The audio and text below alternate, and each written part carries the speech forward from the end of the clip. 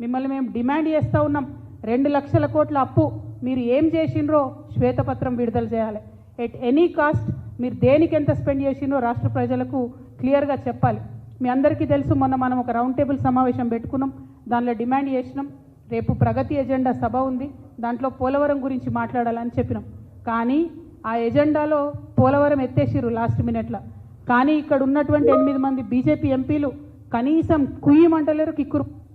మన దగ్గర భద్రాచలంలో రాముడు మునిగిపోతుంటే కూడా ఇక్కడున్న 8 మంది బీజేపీ ఎంపీలకు కనీసం చీమగుట్టినట్టు లేదు. నిన్న కేంద్రం క్యాబినెట్ పెట్టుకున్నది, పూణేలో 3500 కోట్లు పూణే మెట్రోకి ఇచ్చిరు.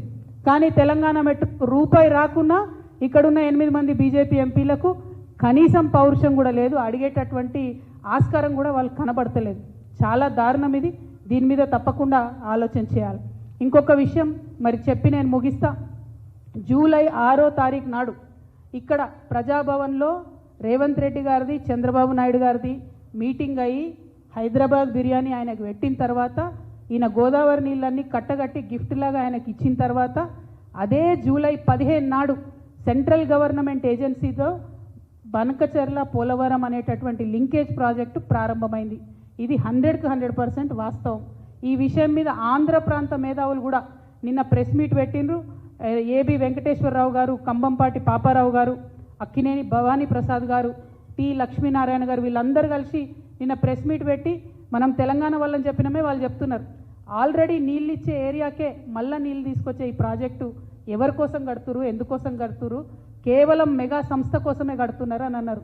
ఈ అవినీతి చక్రవర్తి గారి అవినీతి బార్డర్లు దాటిందనడానికి ఇది మరొక రుజువు. ఇక్కడ ఆయన ఒప్పుకున్నాడు, అక్కడ ప్రాజెక్టు మళ్ళా ఆయన ఫేవరెట్ సంస్థకే ఇస్తూ ఉన్నారు. ఇవన్నిటి అంశాల మీద కూడా ముఖ్యమంత్రి గారు ప్రజలకు తక్షణమే వివరణ ఇవ్వాలి. ఈ రోజు వరకు తెచ్చిన అప్పు ఎంతనో చెప్పాలి, తెచ్చినటువంటి అప్పును మీరు ఏం చేసిందో కూడా డీటెయిల్గా వివరణ ఇవ్వాలని చెప్పి నేను రాష్ట్ర ప్రభుత్వాన్ని, ముఖ్యంగా ముఖ్యమంత్రి రేవంత్ రెడ్డి గారిని డిమాండ్ చేస్తూ ఉన్నాను. Thank you. జై తెలంగాణ.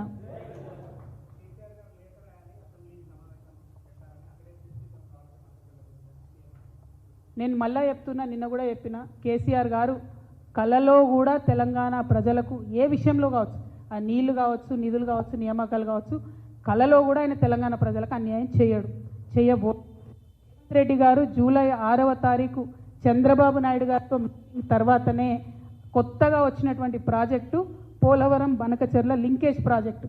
ఆయన చాలా తెలివిగా పెద్ద ఆయన చంద్రబాబు నాయుడు గారు అనుభవజ్ఞులు కాబట్టి వారి అనుభవం అంతా ఉపయోగించి గోదావరి కావేరీ లింకేజ్ అని 90% నిధులు కేంద్ర ప్రభుత్వం నుంచి రాబట్టి వాళ్ళు బనకచెర్ల ప్రాజెక్టు.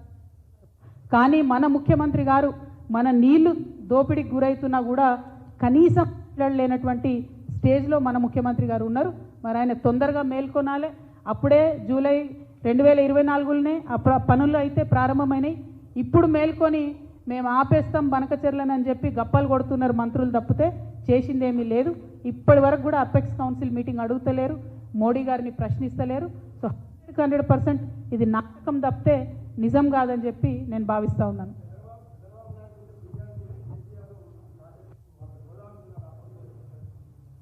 ఆంధ్ర బిర్యానీ ఎట్లుంటుందో కేసీఆర్ సార్ చెప్పిండు కదనే, మనం ఆంధ్రలో ఏం తింటాం. కానీ ఇక్కడ హైదరాబాద్లో చంద్రబాబు నాయుడు గారిది, రేవంత్ రెడ్డి గారి మీటింగ్ అయిపోయిన తర్వాతనే మన కేంద్ర ప్రభుత్వ సంస్థ వాటర్ లింకేజ్ ఏదైతే ప్రాజెక్ట్ ఉంటుందో ఆ డిస్కషన్ ప్రారంభమైంది.